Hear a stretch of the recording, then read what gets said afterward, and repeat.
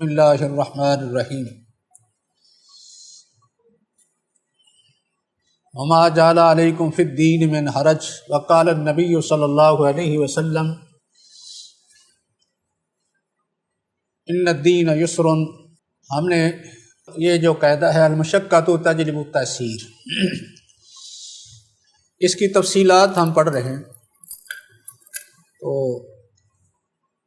اس کی تفصیلات کا ایک حصہ یہ تھا کہ وہ کون کون سے اسباب ہیں جن کی وجہ سے شرعی احکام پر عمل کرتے وقت اللہ کی طرف سے آسانی مل جاتی ہے، یا ہمارا دین ہمیں اس میں تخفیف کر دیتا ہے، اس کے اندر نرمی پیدا ہو جاتی ہے، آسانی مل جاتی ہے، ہم وہ کام یعنی بغیر زیادہ مشقت کے سر انجام دے سکتے ہیں۔ تو یہ جو اسباب ہیں ان کے بعد ہم نے یہ بھی ذکر کیا تھا کہ مشقت اور آسانی کا ضابطہ کیا ہے۔ ضابطے میں خصوصی طور پر یہ بیان کیا ہے کہ ہمارے سامنے شرعی جو احکام ہیں وہ دو قسم کے ہیں۔ ایک تو وہ ہیں جن کے بارے میں باقاعدہ نص کے اندر کسی سبب کا ذکر ہو جاتا ہے، یعنی سبب کا ذکر ہو جاتا ہے یا کوئی ضابطہ بیان ہو جاتا ہے، جس طرح کہ ہم نصوص کے اندر یہ پڑھ چکے ہیں۔ مثال کے طور پر ایک جگہ سفر کا ذکر ہو گیا، سفر یہ سبب نص نے بیان کر دیا، ایسی بیماری کا بیان ہو گیا، بیماری کی وجہ سے کوئی رخصت مل جاتی ہے۔ تو ایسی عبادات، ایسے احکامات جن کے بارے میں نص موجود ہو تو وہاں تو ہم اس کے مطابق ہی عمل کریں گے، لیکن ایسی عبادات جن کے اندر باقاعدہ جو ہے وہ کوئی نص میں کسی سبب کا بیان نہیں ہے، یعنی جو اسباب تخفیف کے ہیں نا، آسانی کے جو اسباب ہیں ان میں سے کسی کا بیان نہیں ہوتا یا ان کی کوئی وضاحت نہیں ہوتی، کوئی ضابطہ باقاعدہ بیان نہیں ہوتا، ان کی آگے جو ہے وہ دو قسمیں بنتی ہیں۔ ایک قسم تو ایسے احکام کی ہے کہ جن میں مشقت کا ہونا لازمی ہے، اس کا لازمی حصہ ہے، مشقت کے بغیر وہ کام ہو ہی نہیں سکتے، بلکہ دنیا کا یہ نظام ہے کہ دنیا کے اندر انسان کوئی بھی کام کرتا ہے وہ کسی محنت اور مشقت کے بغیر نہیں ہوتا، حتیٰ کہ کھانا پینا بھی یہ بھی مشقت کے بغیر ہم نہیں کر سکتے۔ اس طرح عبادات بھی ہیں، لیکن ان میں مشقت اتنی ہوتی ہے جو آدمی عام طور پر برداشت کر لیتا ہے، قابل برداشت ہوتی ہے، معمول کی اور ایک روٹین کی یعنی مشقت ہوتی ہے۔ تو اس کی مثالیں جس طرح کہ مثلا گرمی سردی میں ہم وضو کرتے ہیں، غسل کرتے ہیں، ایسے نمازیں ادا کرتے ہیں، روزے رکھتے ہیں، ان میں مشقت ہے۔ باقی بھی احکام کی ادائیگی میں جیسا کہ آپ علم پڑھ رہے ہیں تو علم مشقت کے بغیر حاصل نہیں ہوتا۔ پھر خصوصی طور پر جو ہے وہ آدمی حج کرتا ہے تو حج کی مشقت بھی ہے، حج کی مشقت ان عبادتوں سے کچھ زیادہ ہے، مثلا وضو سے نماز کی نسبت روزے کی زیادہ ہے، روزے کی نسبت اس کی حج کی زیادہ ہے۔ اور سب سے بڑی مشقت جس کام کی ہوتی ہے وہ ہے اللہ کے راستے میں باقاعدہ قتال کرنا، جہاد کرنا جس کو کہتے ہیں، یہ سب سے بڑی مشقت ہے کہ اس میں انسان کو جو ہے وہ سفر بھی کرنا پڑتا ہے، سفر کی مشقت بھی ہے، اور اس میں اپنے مال کی قربانی اور جان کی قربانی کے لیے بھی تیار رہنا پڑتا ہے، اور یعنی جان کا خطرہ، مال کے جو ہے وہ ختم ہونے کا، ضائع ہونے کا یہ بھی خطرہ ہوتا ہے۔ اس کے علاوہ انسان دن رات اور بہت سی جہاد کے سفر میں مشقتیں برداشت کرتا ہے، کسی عضو کے تلف ہونے کا بھی خطرہ ہوتا ہے۔ تو بہرحال یہ جو جہاد کی مشقت ہے یہ تقریباً ان احکام کے اندر کافی بڑی مشقت ہوتی ہے۔ تو یہ مشقتیں جو ہیں وہ اصل مطلوب ہیں، کیونکہ ان کے بغیر یہ کام ہو نہیں سکتے۔ اس مشقت کے بغیر وضو نہیں ہو سکتا، اسی طرح مشقت کے بغیر نماز بھی نہیں پڑھی جا سکتی، نہ روزہ رکھا جا سکتا ہے، نہ ہی حج کیا جا سکتا ہے۔ لیکن یہ مشقتیں ایسی نہیں ہیں جو انسان برداشت نہ کر سکے، کیونکہ انسان جب اپنی زندگی کے معاملات دیکھتا ہے، زندگی کے جو اس کے روز مرہ کے تصرفات ہیں ان کو دیکھتا ہے، تو اس طرح کی مشقتیں اٹھاتا رہتا ہے۔ اپنے کاروبار کے لیے انسان کتنے گھنٹے دیتا ہے؟ آج بھی آپ دیکھتے ہیں لوگ 12 گھنٹے 16 گھنٹے جو ہے وہ ڈیوٹی دیتے ہیں، تو کیا اس مشقت سے نماز کی مشقت زیادہ ہے؟ اسی طرح انسان جو ہے وہ اپنی دنیا کے لیے بھوک برداشت اور پیاس برداشت کرتا ہے، دنیا کے لیے کر لیتا ہے، تو اگر دین کے لیے کر لے گا تو یہ اس کی جو دنیا کی مشقت ہے اس سے کوئی زیادہ نہیں ہے۔ اس طرح مال دیتے وقت مشقت ہوتی ہے، تو اگر اپنا مال فضول خرچیوں میں اتنا خرچ کر لیتا ہے، فضول کاموں میں، تو اگر اللہ کے راستے میں اس کا کچھ حصہ خرچ کر دے گا تو یہ مشقت اس سے زیادہ نہیں ہے۔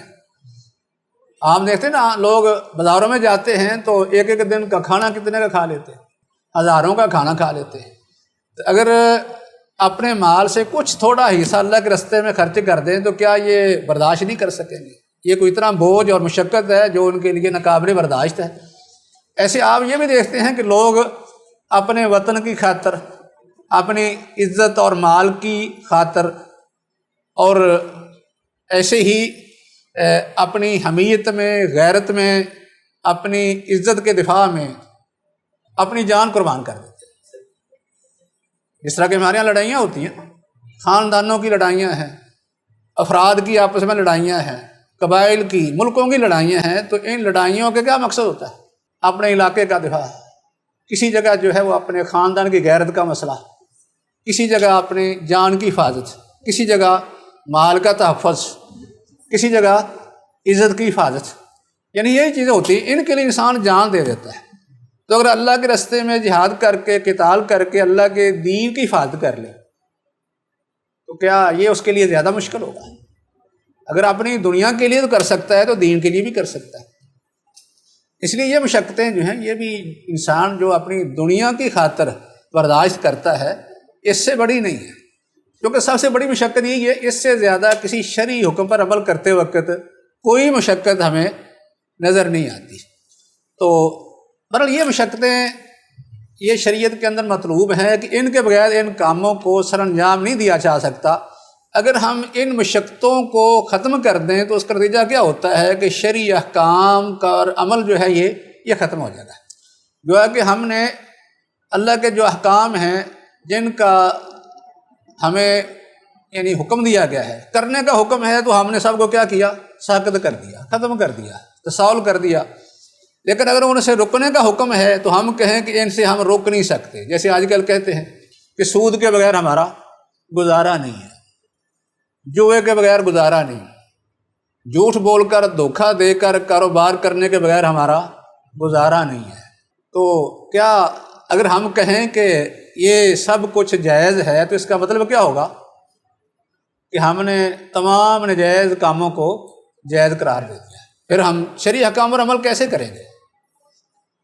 گویا کہ ہم نے تو شریعت کو بالکل ہی یعنی اس کو غیر مؤثر کر دیا، شرعی احکام کو بالکل ہم نے نظر انداز کر دیا، چھوڑ دیا۔ یعنی نہ تو ہم محرمات سے بچنا چاہتے ہیں، نہ ہی واجبات اور فرائض کی ادائیگی چاہتے ہیں، اس لیے کہ ہم یہ کر نہیں سکتے، یہ ایسی مشقت ہے کہ ہم برداشت نہیں کر سکتے۔ اس کا نتیجہ یہ نکلے گا۔ ویسے آپ یہ ابھی اس میں غور کریں تو آپ کو یہ چیز نظر آئے گی کہ یہ جو مثلا وضو ہے یا نماز وغیرہ، روزہ، جن کو ہم کہتے ہیں نا فرض عین، فرض عین میں مشقت اتنی ہوتی ہے کہ جو عام روٹین معمول کی ہوتی ہے۔ اگر کسی کام کے اندر مشقت ایک روٹین اور معمول سے آگے بڑھتی ہے تو وہ کام فرض عین نہیں ہوتا، وہ کیا ہو جاتا ہے؟ فرض کفایہ میں چلا جاتا ہے، فرض کفایہ میں چلا جاتا ہے۔ مثال کے طور پر جیسے ہم نے ذکر کیا نا کہ جہاد ہے، جہاد کی مشقت عام روٹین سے تو زیادہ ہے۔ ظاہر ہے کہ عام طور پر ہم جو شرعی احکام پر عمل کرتے ہیں تو ان میں اتنی مشقت نہیں ہوتی جتنی جو ہے وہ جہاد میں ہوتی ہے، کیونکہ اس میں اپنی جان کی قربانی دینا پڑتی ہے، جان مال کا اثار ہے۔ تو اس وجہ سے یہ مشقت ہے تو معمول سے آگے، لیکن یہ بہت بڑے مقاصد کو حاصل کرنے کے لیے شرعی احکام کا مقصد کیا ہے؟ شرعی احکام جتنے بھی ہیں، خواہ وہ مامورات ہوں یا منہیات ہوں، ان سب کا مقصد لوگوں کی مصالح ہے، لوگوں کو فائدہ پہنچانا، یا یہ ہے لوگوں سے نقصانات کا ازالہ کرنا۔ یا تو نقصان کا ازالہ مقصد ہے، اس میں انہی کا ہی فائدہ ہے، تو یا پھر ان کو مفادات یہ پہنچانا مقصد ہے، اس میں ان کا فائدہ ہے۔ اس لیے جب ہم عبادت کرتے ہیں تو یہ اللہ کی اطاعت ہے، اس مقصد کے لیے اللہ نے ہمیں پیدا کیا ہے، شرعی احکام پر عمل کرتے ہیں، تو اس میں ہمیں ہمارا فائدہ ہے کہ اللہ کی اطاعت کر رہے ہیں۔ دوسرا یہ ہے کہ اس کا فائدہ بھی ہمیں پہنچتا ہے، لوگوں کو پہنچتا ہے نا۔ مثال کے طور پر اگر آپ زکوٰۃ دیتے ہیں تو اس کا فائدہ کس کو پہنچتا ہے؟ لوگ فائدہ اٹھاتے ہیں نا۔ نماز پڑھتے ہیں، عبادت کرتے ہیں تو اس کا فائدہ بھی آپ کو پہنچتا ہے، اللہ کی اطاعت کر کے اللہ سے ثواب حاصل کرتے ہیں، اور قیامت والے دن اس کے نتیجے میں اللہ کے عذاب سے بچ کر جنت کے حقدار بن جائیں گے، اس میں بھی آپ کا فائدہ ہے۔ اور اگر آپ جہاد کرتے ہیں تو جہاد میں کس کا فائدہ ہوگا؟ آپ نے دین کی حفاظت کر لی، اپنی جان اور اپنے مال کی حفاظت کر لی، آپ نے اپنی عزت بچا لی، اپنا مال بچا لیا، اپنا علاقہ بچا لیا، تو یہ چیزیں جب جہاد کے نتیجے میں بچ جائیں گی تو اس میں یہ فائدہ کس کا ہے؟ انسان کا فائدہ ہے نا۔ لیکن اگر ہم کہیں کہ ہم نے تو رخصت لینی ہے، تو رخصت لینے سے کیا یہ مقاصد حاصل ہو جائیں گے؟ یہ مقاصد حاصل نہیں ہو سکتے۔ اس لیے کچھ مشقتیں ایسی ہیں کہ ان کو اٹھائے بغیر، برداشت کیے بغیر شارع کا مقصد پورا نہیں ہوتا، اور شارع کا سب سے بڑا مقصد کیا ہے؟ لوگوں کی مصالح کا حصول اور ان سے نقصانات کا ازالہ۔ تو اس وجہ سے جہاد جس میں مشقت بہت زیادہ ہے وہ فرض کفایہ ہے، یہ یعنی فرق ہوتا ہے، فرض کفایہ ہے، جس میں خاص کر جان کا خطرہ ہو جائے، بہت بڑی مشقت ہو، اس لیے یہ ہر آدمی پر ضروری نہیں، الا کہ جہاد کی یہ صورت بن جائے کہ وہ فرض عین ہو جائے۔ اس کے علاوہ یہ فرض کفایہ ہے، کچھ لوگ ادا کریں گے تو باقی سے ساقط ہو جائے گا۔ جیسے مثال کے طور پر امر بالمعروف ہے نہیں منکر ہے نا، یہ بھی ایک فریضہ ہے، لیکن یہ فرض کس حیثیت کا ہے؟ فرض کفایہ ہے، کچھ لوگ اس کو ادا کریں گے تو باقی سے ساقط ہو جائے گا۔ لیکن اگر سارے ہی لوگ چھوڑ دیں، کوئی بھی اس فرض کو ادا کرنے والا نہیں ہوگا تو پھر سب گنہگار ہے۔ بعض دفعہ ایسا بھی ہوتا ہے کہ آدمی کو امر بالمعروف نہی عن المنکر کرتے وقت جان کا خطرہ بھی ہوتا ہے۔ مثال کے طور پر کسی ظالم حکمران کے سامنے کلمہ حق کہنا، جان کا خطرہ ہے نا، لیکن یہ بات ہر ایک کے لیے ضروری نہیں، یہ فرض عین نہیں ہے، فرض کفایہ ہے۔ کوئی نہ کوئی ہمت کر کے یہ بات کر دیکھا، اس کی اس میں جان بھی چلی جائے تو اس سے باقی تمام مسلمانوں سے یہ فرض ساقط ہو جائے گا، کیونکہ ایک یعنی مقصد یہ ہے کہ ظالم کے سامنے کلمہ حق کہہ کے یہ امر بالمعروف یا نہی عن المنکر فریضہ ادا کرنا ایک دفعہ۔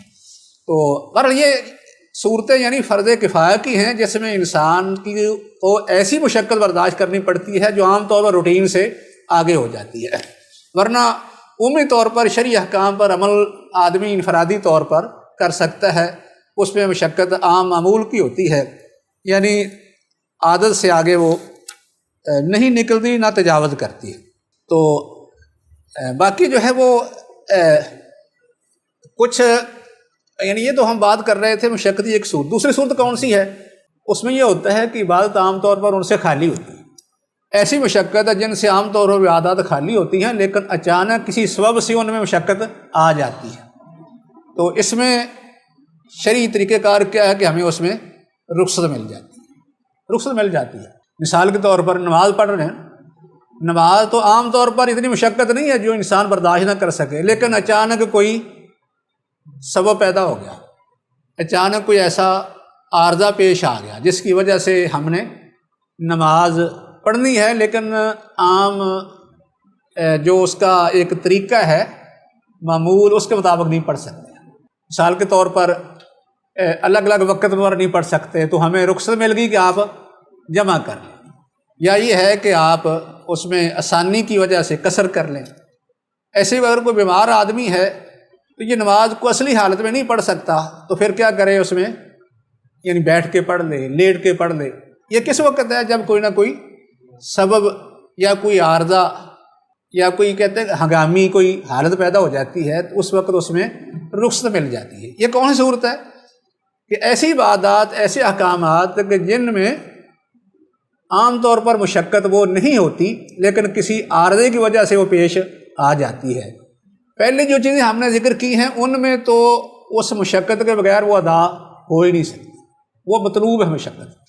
لیکن یہ دوسری جو قسم ہے، ان میں کسی وجہ سے، کسی سبب سے یا کسی عارضے سے یا کسی حادثے سے یا کسی ہنگامی حالت میں یہ مشقت پیش آتی ہے تو اس میں شریعت رائے دے دیتی ہے۔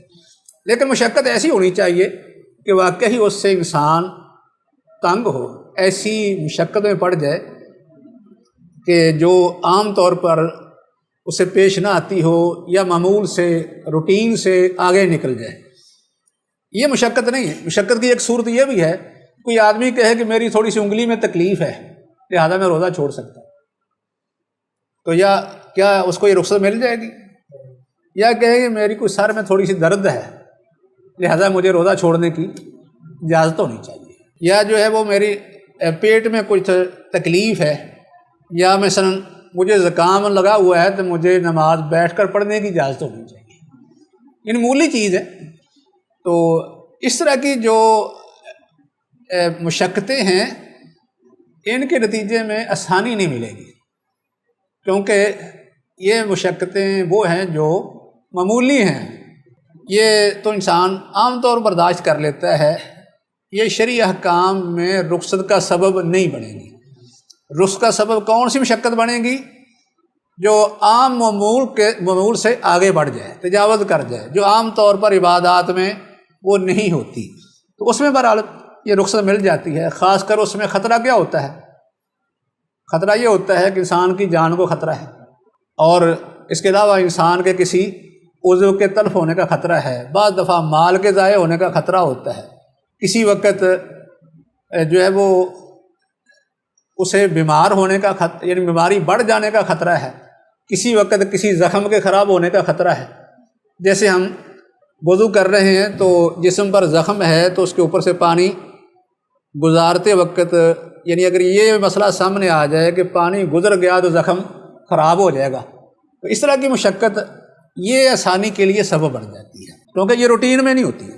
یعنی اس کے لیے اصول یہ بنا ہے کہ ایسی مشقت جو عام طور پر انسان برداشت نہیں کرتا اور یہ انسان کو مستقل عمل سے رکاوٹ بن جاتی ہے، مستقل عمل سے رکاوٹ بنتی ہے۔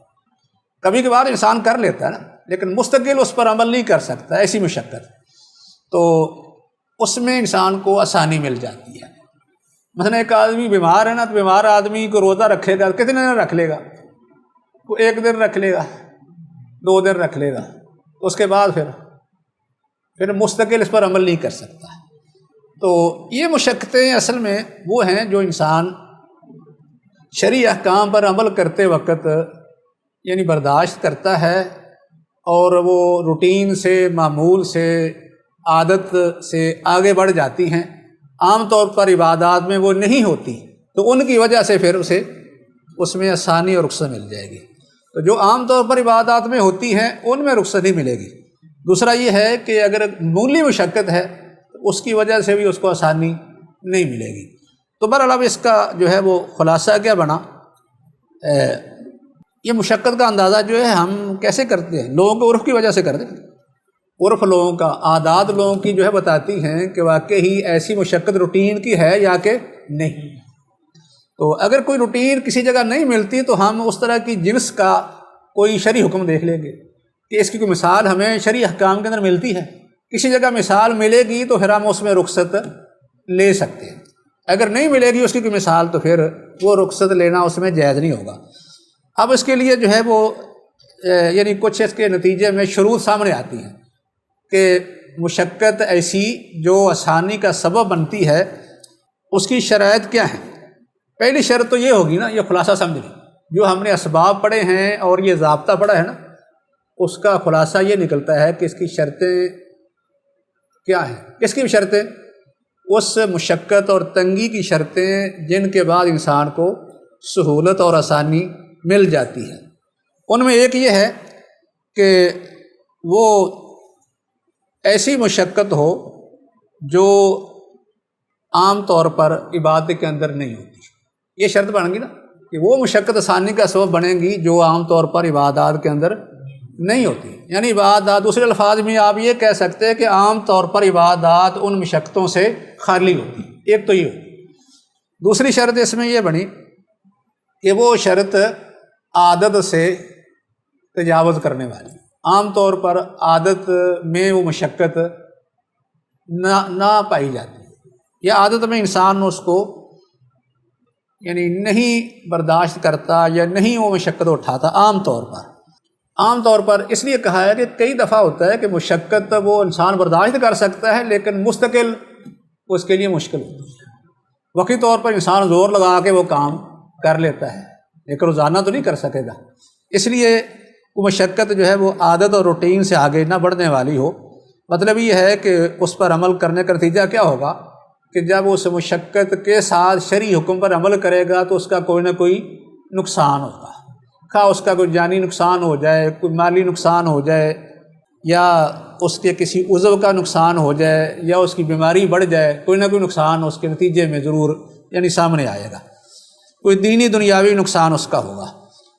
بعض دفعہ دینی نقصان بھی یہ ہوتا ہے نا کہ ایک عمل ایسا جو آدمی طاقت سے زیادہ کرتا ہے تو بعد میں وہ ویسے ہی رہ جاتا ہے، تو یہ نقصان دینی ہو گیا۔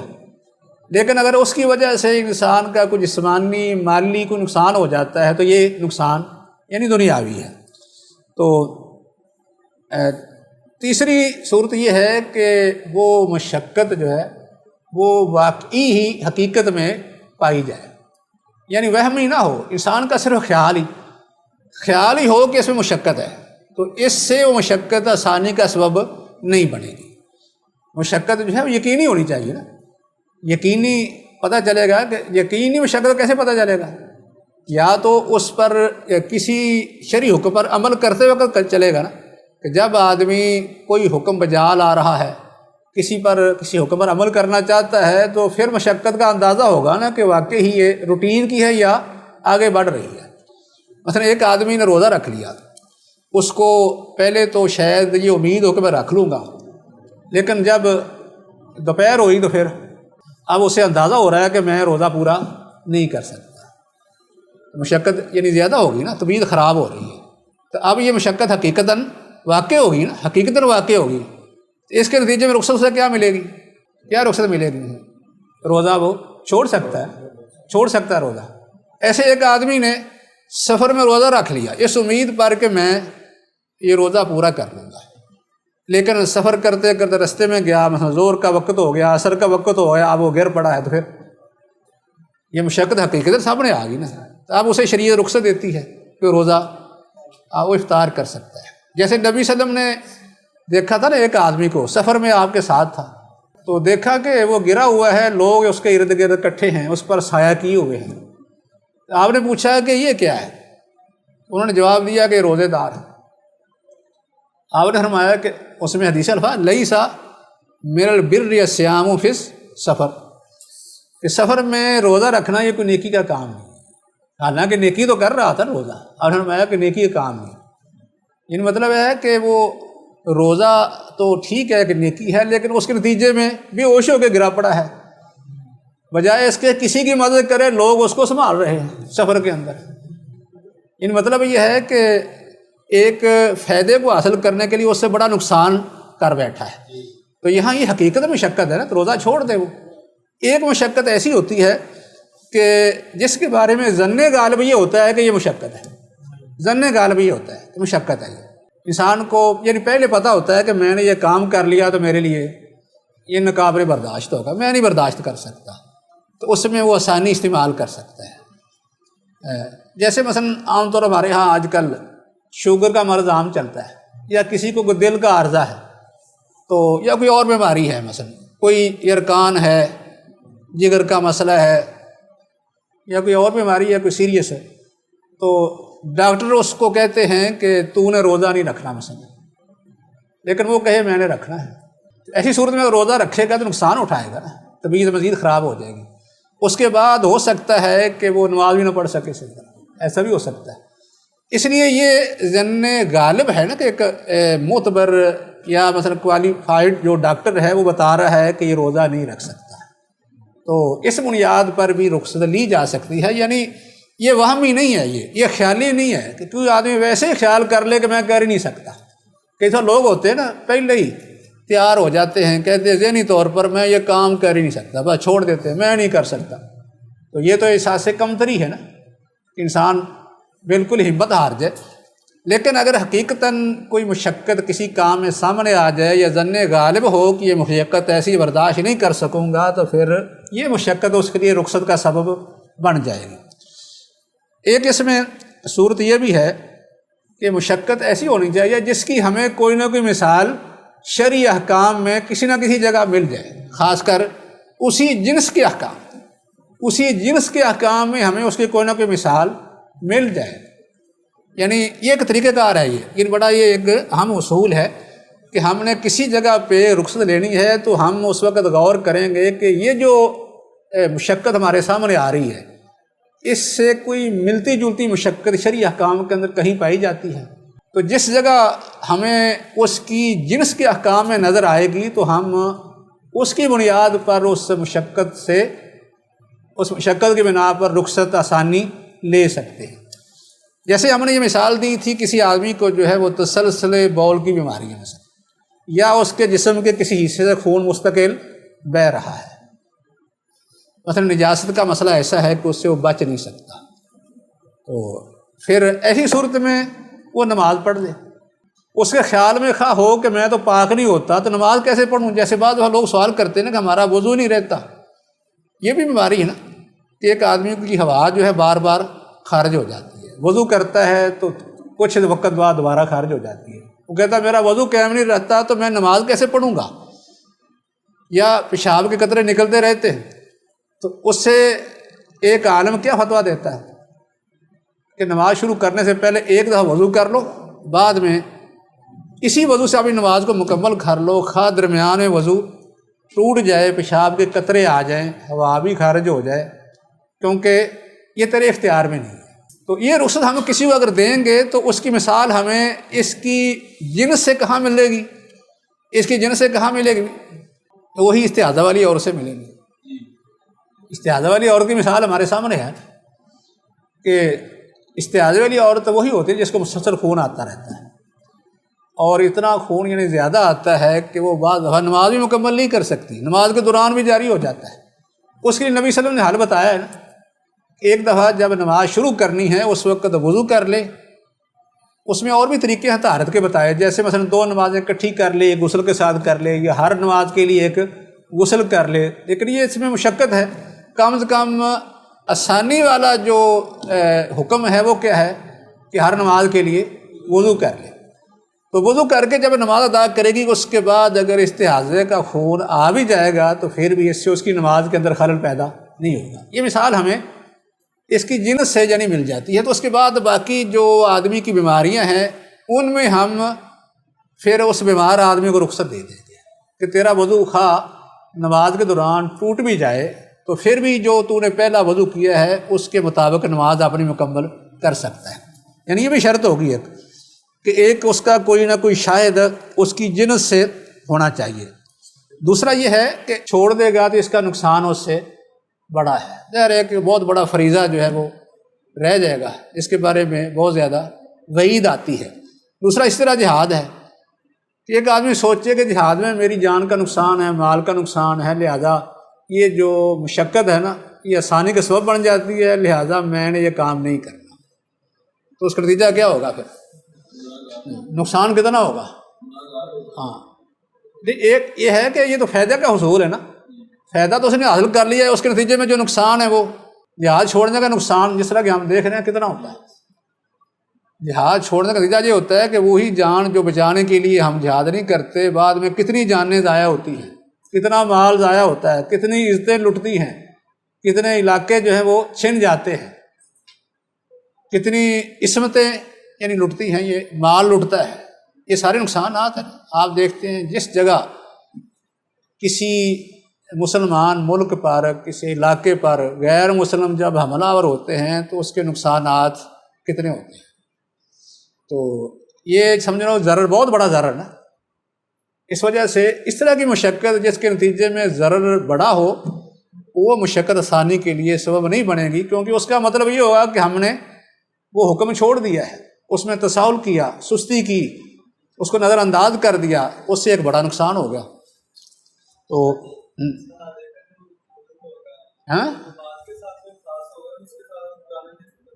کیا کرتے سر؟ یعنی جس کام کے لیے وضو ضروری ہے وہ کام آپ کر سکتے ہیں، زہر پکڑ سکتے ہیں نا، جب اس کا حکم طاہر کا ہوگا نا، پاک کا، تو پھر آپ قرآن بھی پڑھ سکتے ہیں، پکڑ سکتے ہیں، مسجد میں بھی آ سکتے ہیں، کیونکہ جب آپ فرض ادا کر سکتے ہیں تو یہ تو کام اس سے چھوٹے ہیں۔ طواف ہو سکتا ہے، اب بیت اللہ میں آدمی جائے گا، نماز بھی پڑھے گا، طواف بھی کرے گا، اور ایسے لوگ ہوتے ہیں وہاں، حتیٰ کہ احرام کی حالت میں انہیں باقاعدہ لنگوٹ باندھنا پڑتا ہے، ایسا ہوتا ہے، لنگوٹ باندھنا پڑتا ہے، یا ایسا زخم ہوتا ہے کہ اس سے خون بار بار نکل رہا ہوتا ہے، تو اس کے اوپر وہ پٹی باندھتے ہیں، باقاعدہ پٹی باندھنے کے لیے اوپر پھر کوئی کپڑا باندھنا پڑتا ہے، بعض دفعہ سلا ہوا کپڑا، اس طرح کے انڈر ویئر ہوتا ہے، وہ باندھ کے پھر وہ حج کے باقی جو مناسک ہے وہ ادا کرتے ہیں۔ تو یہ مشکل کے وقت کی آسانی ہے، آسانی مل جاتی ہے ایسی صورت میں۔ تو باقی جو ہے وہ اس میں یہ تو بات ہوئی تھی نا کہ نقصان اگر بڑا ہو تو پھر بھی آسانی لینی چاہیے۔ اسی طرح یہ بھی ہے کہ اگر بعض دفعہ ہوتا ہے کہ دو فائدے ہوتے ہیں، ایک چھوٹا فائدہ ایک بڑا فائدہ، آدمی آسانی لے کر چھوٹا فائدہ اٹھا لیتا ہے لیکن بڑے فائدے سے محروم ہو جاتا ہے، ایسا بھی ہوتا ہے، بڑے فائدے سے محروم ہو جاتا ہے، چھوٹا فائدہ لیتے لیتے بڑا فائدہ وہ یعنی ضائع ہو جاتا ہے۔ تو ایسی صورت میں بھی آدمی کو جو ہے مشقت کو آسانی کے لیے سبب نہیں بنانا چاہیے، کیونکہ مسالے بھی جو ہیں ساری برابر نہیں ہوتی، کوئی فائدہ چھوٹا ہوتا ہے، کوئی فائدہ بڑا ہوتا ہے۔ جیسے ہمارے ہاں لوگ کہتے ہیں کہ لوگ انڈے نہیں لیتے لیکن مرغی ہی کہتے ہیں ذبح کر لو، تو بعد میں سارا کچھ ہی ختم ہو گیا۔ کوئی آدمی کہے نا کہ انڈے نکالنے کے لیے ایک ہی دفعہ ذبح کر لو، سارے نکال لیتے ہیں، تو بعد میں کہ کوئی بھی جو ہے وہ کچھ بھی نہیں حاصل ہوگا بعد میں، یعنی چھوٹے سے فائدے کی خاطر جو ہے بڑا انسان نقصان کر بیٹھتا ہے۔ تو اس لیے یہ چیزیں بھی دیکھنی چاہیے کہ میں جو رخصت لے رہا ہوں، اس رخصت کا فائدہ تو ہے لیکن میں کہیں ایسا تو نہیں کہ ایک بہت بڑا فائدہ جو ہے وہ اس سے ضائع کر رہا ہوں۔ تو باقی جو ہے وہ اس کے بارے میں کچھ یہ سمجھنا کہ یہ بھی شرائط تھی اس کی، یہ بھی شرائط میں علماء نے کچھ اور چیزیں بھی بیان کر دیں، تاکہ جو کچھ ہم نے پڑھا ہے نا، اسباب پڑھے ہیں یا ضابطے پڑھے ہیں، سمجھے انہی سے ساری چیزیں نکلیں گی، ایک ایک پر آپ غور کریں کہ انہی سے چیزیں نکلتی جائیں گی۔ مثال کے طور پر اب اس میں ایک مسئلہ ہے کہ یہ جو رخصتیں ہیں وہ آپ کتنی دیر تک استعمال کر سکتے ہیں، یعنی یہ تو اب ضابطہ بن گیا نا کہ جب کسی کام میں مشقت ہو اور مشقت بھی عادت اور روٹین سے بڑھ جائے، یعنی مشقت کا جو ضابطہ یا جو اصول یا جو شرائط ہم نے بیان کی ہیں ان کے مطابق ہمیں آسانی مل گئی، اب آسانی کو، سہولت کو آپ کتنی دیر تک استعمال کر سکتے ہیں، یہ قاعدہ، یہ ایک سوال ہے۔ یعنی اس کے لیے اہل علم نے ایک قاعدہ مرتب کر دیا، کہتے ہیں کہ اذا ذاک الامر اتسع و اذا اتسع ذاک، یہ قاعدہ بنا دیا، یعنی اسی سے سمجھنے کہ نکلتا ہے، اس کی ایک شک ہے یہ کہ اذا ذاک الامر اتسع و اذا اتسع ذاک، معنی کیا بنتا ہے اس کا؟ اذا ذاک الامر، جب کسی معاملے میں تنگی ہو جائے، مشکل پیدا ہو جائے، جس میں یعنی انسان کے لیے وہ کام کرنا جو ہے وہ ناممکن یا مشکل ہو جائے تو اس میں کیا ہے؟ وسعت آ جائے گی۔ آگے ہے کہ وَإِذَا اتَّسَعَ، جب وسعت آ جائے یعنی وہ تنگی ختم ہو جائے، معاملہ جو ہے وہ جو تنگی والا تھا وہ ختم ہو گیا، تو اب کیا ہوگا؟ ذاکا، دوبارہ صورتحال جو ہے وہ اصل کی طرح لوٹ آئے گی، جو حکم پہلے تھا اسی پر ہی عمل کریں گے، یعنی یہ مطلب اس کا اذا ذاک الامر اتسع واذا اتسع ذاک، جب معاملے کے اندر، کسی معاملے کے اندر، شرعی معاملات میں کسی معاملے کے اندر تنگی آئے گی تو اس میں کیا ہوگا؟ وسعت دے دی جائے گی، آسانی دے دی جائے گی، جس کی وجہ سے مشقت دور ہو جائے گی۔ لیکن جب وسعت آ جائے گی، تنگی ختم ہو جائے گی، تو پھر دوبارہ معاملہ پھر تنگ ہو جائے گا۔ کیا مطلب تنگ ہونے کا؟ کہ وہ اپنی اصل حالت کی طرف لوٹ آئے گا، جیسے وہ پہلے اصلی حکم تھا وہاں ہی لوٹ آئے گا، یہ اس کا مطلب ہے۔ تو یہ تو خیر اس کا مفہوم ہو گیا۔ اس کی جو ہے وہ مثال آپ دیکھ لیں قرآن اور حدیث میں، تاکہ مزید سمجھنے میں آسانی ہو۔ جیسے قرآن کہتا ہے اعوذ باللہ من الشیطان وَإِذَا ضَرَبْتُمْ فِي الْأَرْضِ فَلَيْسَ عَلَيْكُمْ جُنَاحٌ أَن تَقْصُرُوا مِنَ الصَّلَاةِ إِنْ خِفْتُمْ أَن يَفْتِنَكُمُ الَّذِينَ كَفَرُوا، کہ جب تم زمین میں سفر کرو تم پر اس میں کوئی حرج نہیں، کوئی تنگی نہیں کہ تم نماز کو قصر کر لو۔ کس وقت؟ اگر تمہیں خوف ہو کہ کافر لوگ تمہیں آزمائش میں ڈال دیں گے، تو نماز یعنی قصر کر لو۔ قصر کرنے کا حکم دے دیا نا، یہ کس وجہ سے ہے؟ خوف کی وجہ سے نماز قصر کرنی ہے، بلکہ اس کا نظام ہی بدل دیا جاتا ہے نا، جیسے حالات ہوں اس کے مطابق نماز کا نظام بدل دیا جاتا ہے، کیسے پڑھنی ہے۔ مثلا جیسے آپ نے حدیثوں کے اندر تفصیلات پڑھی ہے نا کہ صلاۃ خوف کس طرح پڑھی جاتی ہے، تو یہ نظم میں تبدیلی ہے، قصر بھی ہے اس میں۔ آگے قرآن کہتا ہے وَإِذَا اطْمَأْنَنْتُمْ فَأَقِيمُوا الصَّلَاةَ إِنَّ الصَّلَاةَ كَانَتْ الْمُؤْمِنِينَ كِتَابًا مَوْقُوتًا، تو جب مطمئن ہو جاؤ تو پھر نماز قائم کرو، یعنی اس کی وہی اصلی حالت میں نماز قائم کرو، کیونکہ نماز مومنوں پر ایسا فریضہ ہے جس کا وقت مقرر ہے، وقت مقرر پر ویسے پڑھو اصلی حالت میں۔ اس میں یہ بتایا ہے نا کہ یہ آپ کو جو سہولت مل رہی ہے نا نماز کی قصر کرنے کی، یہ کہاں تک ہے؟ تمہارے اطمینان تک ہے، بس خوف ختم ہو گیا تو اب کیا ہو گیا؟ اطمینان ہو گیا، یعنی جب تک مشقت ہے اتنی دیر تک، اس کے بعد نہیں۔ جیسے اس کی مثال حدیث میں بھی ہے، نبی صلی اللہ علیہ وسلم نے یہ فرمایا تھا کہ كنت نهيتكم عن ادخار اللحوم لاجل الدافۃ، میں نے تمہیں قربانی کے گوشت 3 دن سے زیادہ جمع کرنے سے منع کیا تھا۔ كنت نهيتكم عن ادخار اللحوم فوق 3، 3 دنوں سے زیادہ میں تم کو گوشت قربانی کے ذخیرہ کرنے سے منع کرتا تھا۔ تو اب کیا ہے؟ اس کے بعد آپ نے فرمایا یہ من اجل الدافع کا لفظ آیا ہے، من اجل الدافع، مطلب یہ کچھ فقیر لوگ باہر سے آئے تھے، محتاج تھے، ان کی وجہ سے ایسا کیا تھا۔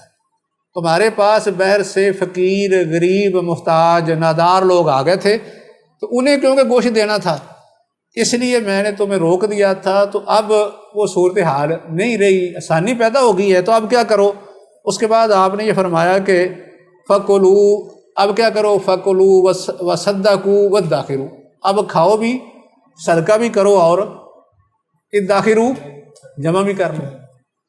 تو اس کا مطلب ہے کہ پہلے جو آپ نے روکا تھا، ظاہر ہے روکنے میں صحابہ کو تنگی تھی، انہوں نے باقاعدہ سوال بھی کیا کہ اللہ کے رسول قربانی کی گوشت ہم بڑے فائدے پہلے اٹھاتے تھے، تو آپ نے ہمیں روک دیا، تو اب ہم فائدے نہیں اٹھا رہے۔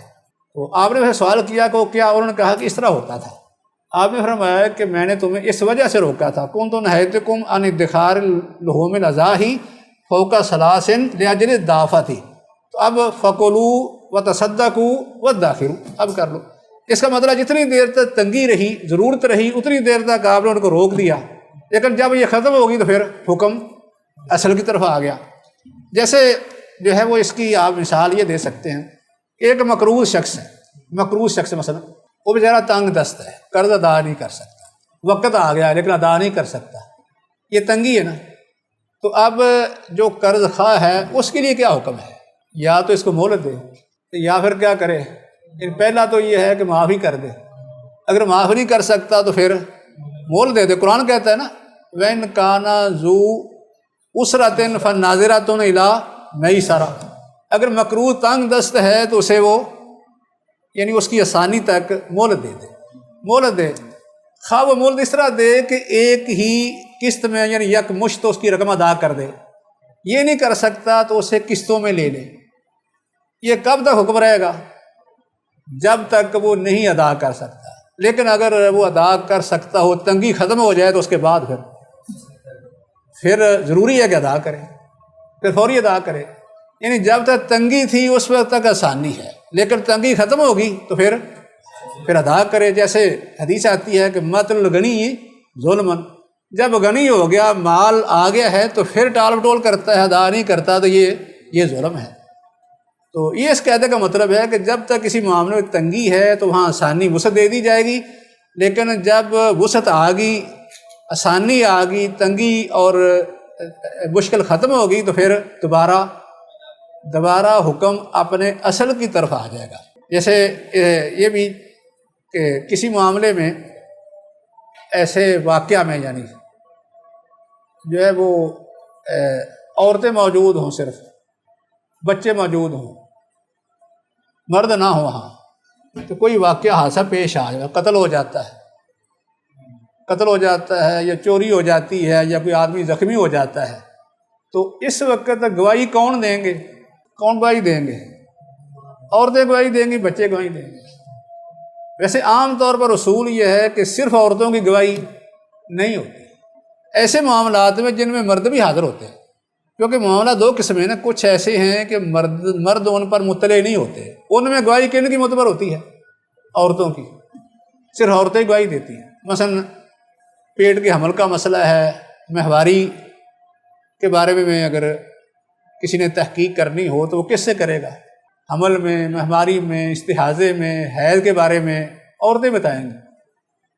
یہ معاملات کیونکہ عورتوں کے ہیں، ان کی گواہی معتبر ہے۔ یا مثلا رضاعت کا مسئلہ ہے، کوئی عورت کہے میں نے دودھ پلایا ہے، ان میں گواہی ان کی معتبر ہے۔ لیکن عام طور پر جو معاملات وہ جن میں مرد بھی حاضر ہوتے ہیں وہاں مردوں کی گواہی ہوتی ہے، صرف عورتوں کی قبول نہیں کی جاتی، نہ بچوں کی قبول کی جاتی ہے۔ لیکن اگر کسی جگہ کوئی ایسا واقعہ حادثہ ہو جائے، صرف بچے عورتیں ہوں، تو وہاں گواہی ان کی ہوگی۔ یہ کس بنیاد پر ہے؟ کیونکہ یہ کیا ہے کہ ذاک الامر اذا ذاک الامر اتسع، معاملہ اب تنگ ہو گیا ہے، تنگی پیدا ہو گئی ہے کہ مرد وہاں موجود ہی نہیں ہے۔ اب فیصلہ بھی کرنا ہے کہ اگر ہم کہیں کہ نہیں جی ہم نے تو اصل اصول پر ہی چلنا ہے، مردوں کی گواہی، تو پھر اس میں فیصلہ کیسے کریں گے؟ اگر کوئی بچہ خدا نخواستہ جو قتل ہو گیا ہے تو اس قتل کا ازالہ یا اس کی تلافی کیسے ہوگی؟ کوئی اور نقصان ہو گیا ہے تو اس کی تلافی یا ازالہ کیسے کریں گے؟ وہ ضائع ہو جائے گا۔ اس لیے ہم اس نقصان کو بچانے کے لیے خواہ وہ جانی ہے یا مالی ہے، عورتوں کی گواہی قبول کریں گے، بچوں کی بھی کریں گے، ان کی بنیاد پر فیصلہ دے دیں گے۔ لیکن یہ اس وقت تک ہے جب تک وہ معاملات ایسے ہوں جن میں صرف موجود عورتیں اور بچے تھے۔ لیکن جہاں مرد آ جائیں تو وہاں پھر حکم اپنی اصلی حالت میں آ جائے گا، اصلی حالت کی طرف پلٹ آئے گا، کیونکہ اب کیا ہوا؟ وسعت آ گئی، یہ تنگی ختم ہوگی، مرد وہاں موجود ہے کسی واقعہ میں، مرد گواہی دیں گے، وہاں پھر بچوں کی یا صرف عورتوں کی گواہی قبول نہیں ہوگی۔ تو اس طرح یعنی یہ جو قاعدہ ہے اس کا مطلب یہ ہے کہ اذا ذاک الامر اتسع و اذا اتسع ضاق، کہ جب کسی معاملے کے اندر تنگی پیدا ہو جائے، مشکل پیدا ہو جائے، تو اس کے ازالے کے لیے اس کے اندر وسعت پیدا کر دی جائے گی جس سے اس کا ازالہ ہو جائے۔ تو جب اس میں وہ تنگی دور ہو جائے، ختم ہو جائے، مشکل جو ہے وہ چھٹ جائے، اس وقت پھر وہ حکم اپنی اصل کی طرف لوٹ آئے گا۔ تو اب اس قاعدے کا خلاصہ کیا نکلا کہ یہ جو ہم نے مشقت کی بنیاد پر سہولتیں یا آسانیاں لینی ہیں، ان کا اصل قاعدہ یا اصول کیا ہے، ضابطہ کیا ہے لینے کا؟ یہ اسی وقت تک ہم ان سے فائدہ اٹھا سکتے ہیں جب تک تنگی اور مشقت موجود ہو۔ تنگی مشقت جب ختم ہو جائے گی تو حکم پھر اصل کی طرف آ جائے گا۔ یہ نہیں کہ ایک دفعہ کسی کو آسانی مل جائے تو کہے کہ میں اب مستقل اس کو استعمال کروں، ایسا نہیں ہے۔ وما علینا الا البلاغ۔